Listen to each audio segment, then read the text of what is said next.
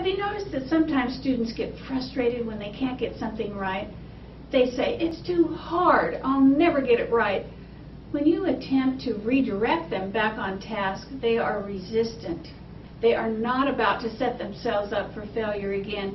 They put up a mental block for protection from another repeated failure.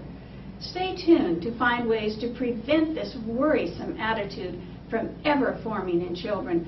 Learn strategies for you as a program leader to use mistakes as a learning tool.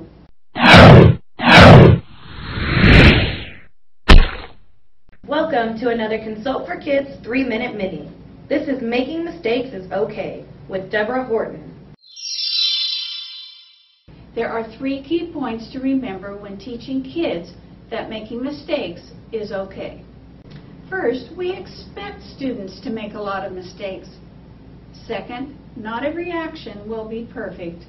And third, making mistakes is the best way to learn. Now, let's talk about expecting students to make a lot of mistakes.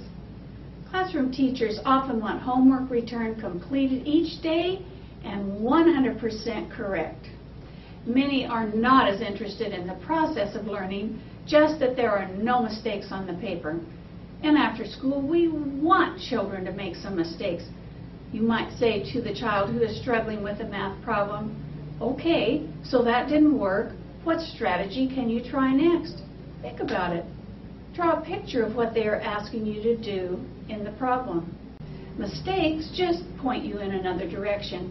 Have the child keep showing you another way of solving the problem.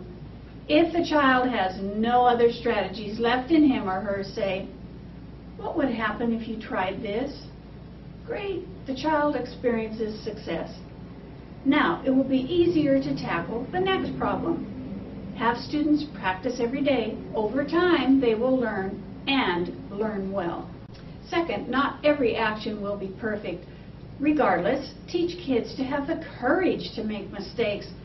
If they are not making mistakes, they are not taking enough chances. Whether it is stepping out to make a new friend, learning to score a goal in soccer, or finally getting the subtraction process mastered, making mistakes can help their confidence soar. Then they say, "Yes, I can do it." Finally, making mistakes is the best way to learn. Teach students to ask themselves, "How can I learn from this?" A debrief is a great way to help students focus on what worked and what didn't work. Then, next time, how can I make it better? So, let's practice making mistakes. Now, let's review. There are 3 key points to remember when teaching kids that making mistakes is okay. First, we expect students to make a lot of mistakes. Second, not every action will be perfect. And third, making mistakes is the best way to learn.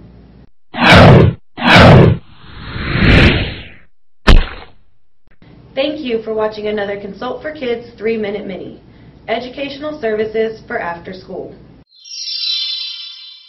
Do you need help with student leadership in your after-school program? Have you looked at what we have to offer in the online store?